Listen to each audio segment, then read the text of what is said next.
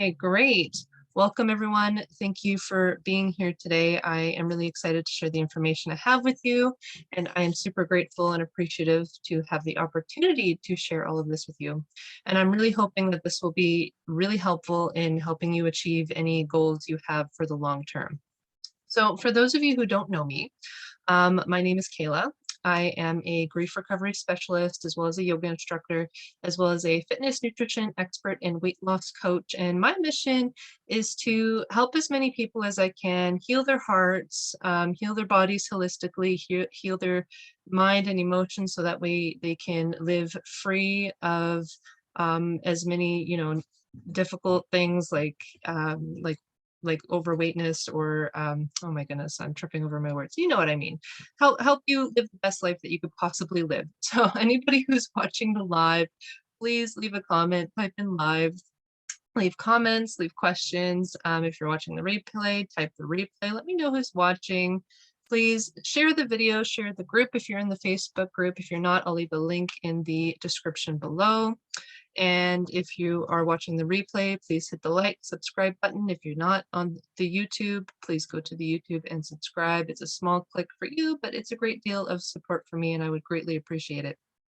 So I asked a question in my Facebook community, and I got some really interesting answers, and I wanted to follow up on all of that. So I asked, what do you think is the most important thing you need whenever you want to achieve a new goal? And I got some great answers. I got, consistency, creating a plan that you can follow, taking one small change or one small step at a time, dedication, believe in yourself, motivation, vision, even prayer and God, and all these things. And all of these things were great answers. And all of these are so very important to helping you achieve your goals. But there is something else that will always be the driving force that will keep the fuel going. And without this one particular thing, all the other stuff that I listed, it's not going to actually help you for the long term. It's not going to matter because it's going to be super easy to quit. So as I speak to anybody who's watching this, if you have any ideas on what it might be, go ahead and take a guess, leave it in the comments. So what is the ultimate driving force that will help you keep going when you think about quitting, or when life gets overwhelming, or things get in the way that might force you to stop achieving your goals? What is going to be the one thing that's going to keep you going, and it's always going to make or break you in the long run? So if you haven't guessed yet, it's your why. It's your reason for doing the things that you want to do. So I'm going to go into detail about this. So why is it that you want to achieve the goal that you have in mind? Now, and this goes for any goal, your reason and your why. It goes for any goal, with whether it's weight loss, whether it's business building, whether it's, changing jobs, if you want to get clean off drugs, change your life, healing your traumas. Heck, it can even be doing cartwheels, doing a handstand. It doesn't matter what it is. All of these things, you need a reason why in order to achieve them. So your why is going to carry you through the times when you really want to quit. Because when you want to quit, you're going to give up on the things like consistency. You're going to give up on the plan. You're going to give up on even the little simple steps. They're going to go out the window because you're going to think, why bother? Motivation is unreliable. I talked about how motivation is fleeting. So if you're relying on motivation, you're going to eventually quit because it doesn't stick with us all the time. It's an emotional response. And it's especially, if your why isn't grounded, if your why isn't strong enough, even like your future visions are going to kind of fail you, because if you don't have a reason for those future visions, you're going to quit on them. So everything is grounded in your reason for doing things. And it doesn't matter what your why is, because it's an emotional drive that keeps your why going. As humans, we are emotionally driven. So I'm going to explain how to kind of make this work for you. So the first thing is you need to be 100% honest with yourself. And I know that seems like a duh, but you'd be surprised how often people don't do that. Okay, so you need to be sure that you actually want the thing that you think you want, right? And if not, you need to decide if maybe you're only thinking that you want it, And I'm going to do a couple, have a couple like mock conversations to kind of help paint the picture a little bit. So I'm talking to somebody, right? And these conversations, like they're real. I didn't just make them up. I asked, why do you want to lose weight? And they said, because I want to be a bikini model. And there's nothing wrong with that answer. There's absolutely nothing wrong with that answer if it is honest. So we need to dig a little bit deeper though. So then I asked, why do you want to look like a bikini model? And here someone might say they have always wanted to model, and they might go on about how much they love modeling. They might go on about how they look up to a particular model, or they might look up to a family member who's a model. And if all of this is true for them, then great. There's an emotional drive pushing them towards that goal. But sometimes when I have a conversation like this with somebody, they get as far as, I want to look like a bikini model because I want to look good. And there's not enough of an emotional drive for them to actually pursue that goal, because there's a lot that goes into looking that way sometimes, and to getting to that degree of physique that you might quit whenever you find out all the things that go into actually getting to that point if you don't look like that way naturally, which some people do. So you have to kind of start asking yourself what you really want and why. And do you want it because you actually want it? Or do you want it because somebody else, or because society has kind of put pressure on you to thinking you want something? And this is super important to dig into, because if you'll quit on the things you don't actually want. And then you'll actually drive yourself crazy, because you're going to be in the state where you think you want it, where you think you should want it, and then you're not going to actually work for it because you don't really want it, and then you're going to get really mad because you haven't achieved it and you're not working on it. So it's super important to find what it is that you're actually looking for, and digging into your reason and your why is going to help you figure that out, so that way you can actually stick to it.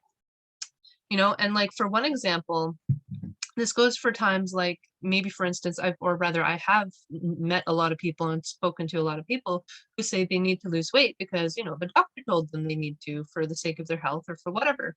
And now the problem is, people in this situation often is they don't actually want to lose the weight. They don't actually want to put the effort into losing the weight.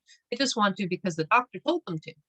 Now, if you only want to do it because the doctor told you, like if I ask you, why do you want to lose weight? And you tell me, because my doctor told me I had to, you're going to quit, because, you're not doing it for you. There's no emotional drive behind that. So it needs to come from a place of passion, not from a place of fear. And often whenever we say, I want to lose weight because my doctor told me to, because, my doctor told me if I don't, I'm going to risk some serious health problems, or like some joint problems or whatever, and it's coming from a place of fear, and that's not going to help drive you forward. It's just going to stress you out and make you want to quit. Whereas if it comes from a place of passion, where you really want to lose the weight for you, for a very valid reason, for a why, then you're going to follow through. And even through all those tough times that make you want to quit, you're going to follow through. So I'm going to do another like mock conversation. I did the first one. I'm going to give you another one to show you how you can kind of change your perspective, maybe if you are trying to lose weight, or you can use this in any other goal that you have in mind, to try and change the mindset, because mindset is where everything comes into place, right? So I might ask you or somebody, why do you want to lose weight? And then sometimes I'll get the answer, because I want to be able to play with my kids. When I play with my kids, right now I get really tired super fast, and it's really depressing. And I say, okay, great. So now, do you think you need to lose the weight to be able to play with your kids? So, or why do you think you need to lose the weight to be able to play with your kids? And then they might say, well, my kids like to run and play at the park and do all the sports and all these sort of things. And I think if I was physically lighter, that I would, it'd be easier for me to play along and have fun with my kids. And then I might ask, so what you really want is to be able to play with your kids without getting tired so easily. And then, of course, the answer is yes, that's the goal, right? And then I might ask, well, if you could do that without losing weight, would you still want to lose weight? Because if you're paying attention to the conversation, you can hear that this person, they really want to be able to play with their kids and be able to keep up with their kids. So then the question is, well, do you really want to lose weight, or do you just want to be able to keep up with your kids? So would you still want to lose the weight if you didn't have to? And they might go, Yeah, I do, I guess so. And then I would have to ask, well, what other reasons? Why do you want to lose the weight? And they might say, well, I would like to feel more attractive so I could be more intimate with my partner. I don't feel like being intimate. I don't feel attractive because of how heavy I am now after having children. So, okay, so I would say that you feel like if you were lighter, you'd be able to play with your kids easier, your relationship would improve as well. Can you think of any other reasons that you might like to lose weight? And then they might, think for a moment and they'd be like, well, yeah, I've always really wanted to be able to do pull-ups and, I'm really heavy. I don't think I'd be able to lift myself at all at the weight I am, but I always really admired people who could pull themselves up. I don't know why, but that's really something I'd be able to do. Right? So great. So this second conversation, it digs a little bit deeper, right?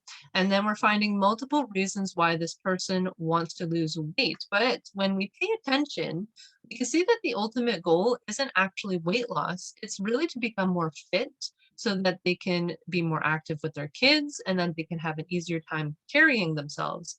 And they say they also want to feel more attractive, but I found that feeling attractive comes with confidence. And we don't always gain in confidence simply by losing weight. And I've experienced this myself, so I know what I'm talking about. I've seen it happen before where we just want to lose more and more and more weight, doesn't matter where we're at, to feel more confident, but it doesn't really, or to feel more attractive, but it doesn't work that way. It just kind of becomes this cycle that doesn't stop.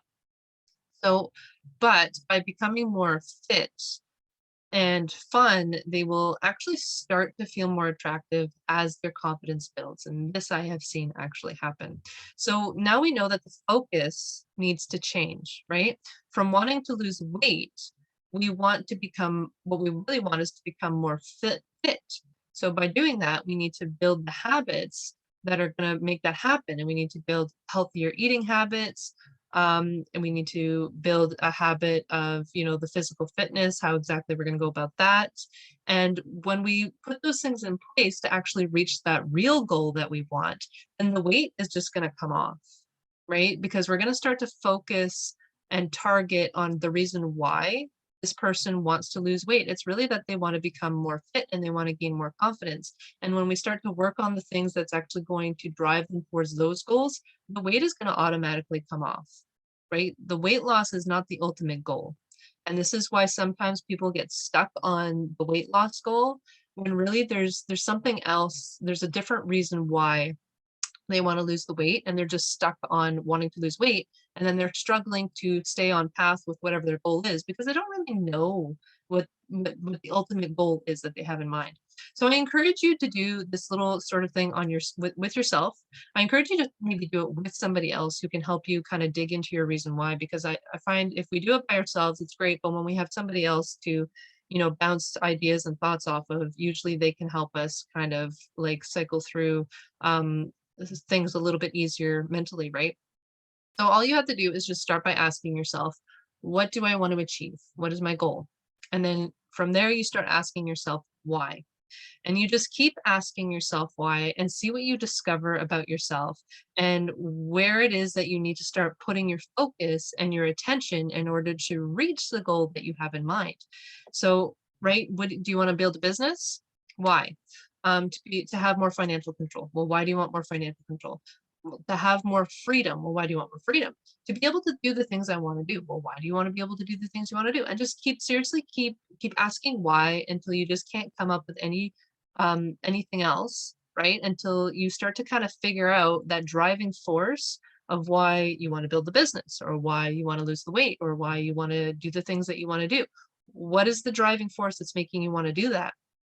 Because what might happen is you find as you do that, you might find, well, wow, I don't really want to lose weight. I want to do this instead. So I need to focus my attention here so that way I will actually follow through with what I want. Or maybe, wow, maybe I don't really want to build a business. Maybe what I want is, something else. And so I need to go from here and I need to take a different turn in the road in order to get to where I want to get. I just think I want to go that way. So it's super important to really uncover that real reason and that why you want to do things. The why is always going to be the emotional driving force to keep you motivated, to keep you consistent, to keep the vision real, to keep you going.